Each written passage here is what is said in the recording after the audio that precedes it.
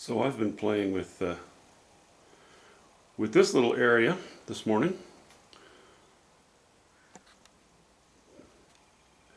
I've also, I would say, more or less finished the rocks. I think that this whole area on the left may be done now. I'm not sure. I'm not going to have to concern myself with it.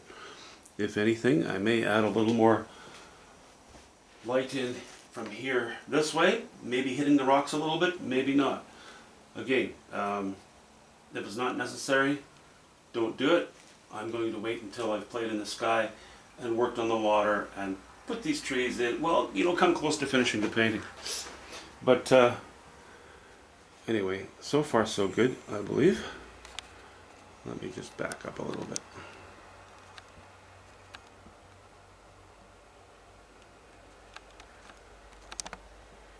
All right. I was actually busy this morning in the yard. We need some trees needed some pruning, and the branches needed to be brought away. So, and it's going to be a warm day. I'd rather do that kind of work outside before the heat hits.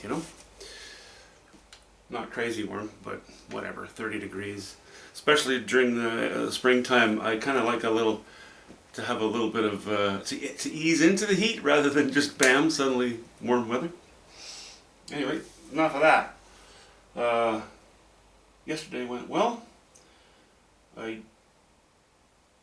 went to the store in the same town that my wife had to have her MRIs done, and I did go to the paint store. So I'm actually quite tickled because I managed to pick up. Well, I made a mistake. I did not get burnt sienna, which was really dumb on my behalf because I use a lot of burnt sienna. But that's what I get for not taking a shopping list with me. But a couple of tubes of yellow ochre.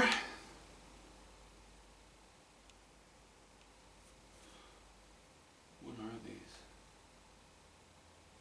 I don't know. It doesn't say professional quality or student quality on them. I don't know. I know that I'm happy with them. I needed a good cobalt blue. I needed a good ultramarine blue. And because white is a staple, 2 tubes of titanium white, 1 raw umber, 1 cadmium yellow pale. I stick with cadmium yellow pale for my pale yellow. I don't touch lemon yellow. I find it very weak, insipid. It's you almost have to, I don't know. The lemon yellows that I've tried always seem to be quite oily. They get weak very quickly when you add white to them.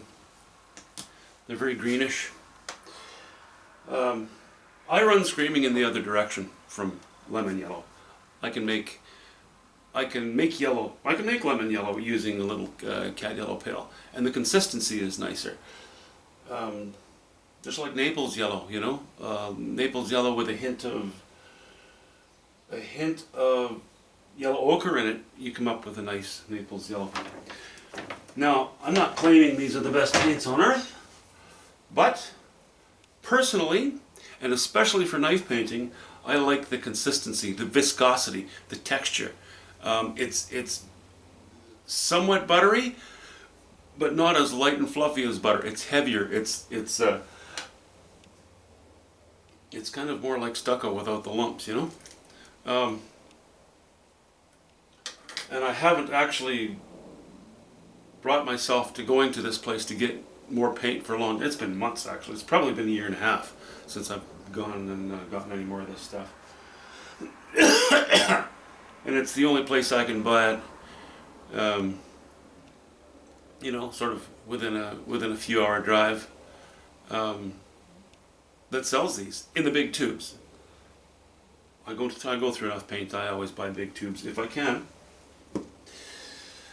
So there's that. That's made me happy. I'm looking forward to playing with them again. Mind you, I'm a kind of guy who uses up the old tubes first, and then, when they run out, I'll get to these. But we'll see how it goes.